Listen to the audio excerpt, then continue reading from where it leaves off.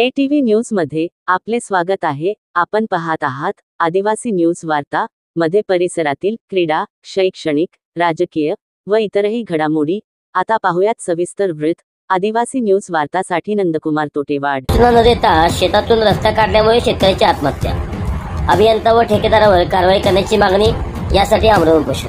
नांदेड जिल्ह्यातील हदगाव तालुक्यातील मौजे धानोरा येथील शेत सर्वे नंबर 52/3/C मयत जाधव माधव बापूराव यांच्या आईच्या नावे असलेल्या शेत जमिनीतून कोणतीही पूर्वसूचना न देता डांबरी रस्त्याचे काम केल्यामुळे मयत शेतकरी माधव वानखेडे यांनी आत्महत्या केली, अशी तक्रार मयताची बहीण पूजा चव्हाण यांनी केली आहे। त्यानुसार उपोषणकर्त्याची मागणीप्रमाणे आत्महत्येस प्रवृत्त करणाऱ्या सार्वजनिक बांधकाम विभाग हदगाव येथील अभियंता व ठेकेदारावर कलम 306 नुसार गुन्हा दाखल करणे व मालकी शेतजमिनीतून होत असलेला डांबरी रस्ता तात्काळ थांबवून रस्त्यात गेलेली शेतजमीन परत देण्याची मागणी मयताची बहीण उपोषणकर्ता पूजा चव्हाण यांनी केली आहे।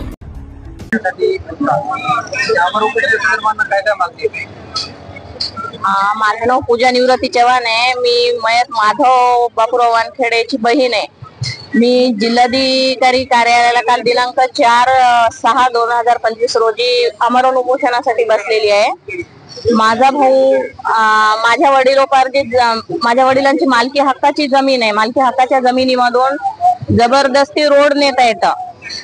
तळेगाव ते टाकराळा रोड नेता येतं। तळेगाव ते टाकराळा रोड नेत असल्यामुळे धानोरा येथून तळेगाव ते टाकराळा रोड नेता येतं। ते नेत असल्यामुळे माझ्या वडिलांनी वेळोवेळी तहसील कार्यालयाला निवेदन दिले, जिल्हा परिषदला पण निवेदन दिले आणि वेळोवेळी निवेदन दिले, तोंडी सांगितले, तरी जिल्हा परिषदने आणि तहसीलदारांनी याच्यावर कोणतीही कार्यवाही केलेली नाही। माझ्या भावांनी सुद्धा इंजिनियरशी चर्चा केली असता माझ्या भावानी इंजिनियरची आणि माझ्या भावाची थोडीशी वादावादी झाली। इंजिनियरने माझ्या भावाला धमकी दिली की जेसीबी खाली चिरडतो म्हणलं की त्याच दिवशी रात्रीला माझ्या भावाने 9 ते 10च्या दरम्यान गळफास घेतला।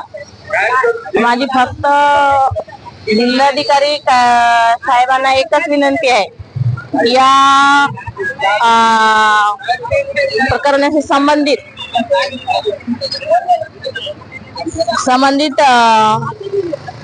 अभियंता, जेई, ठेकेदार, गुत्तेदार यांच्यावर योग्य ती कारवाई करावी आणि आम्हाला न्याय द्यावा।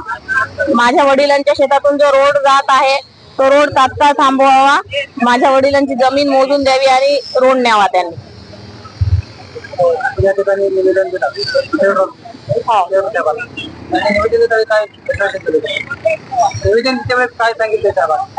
साहेबांनी निवेदन देते वेळेस तर आम्ही अपर जिल्हाधिकारी साहेबांना निवेदन दिलेलं आहे। अपर जिल्हाधिकारी साहेबांनी कार्यवाही करू असं सांगितलं, पण निदान 15 दिवस झाले। आम्ही 20 तारखेला निवेदन दिलेलं आहे।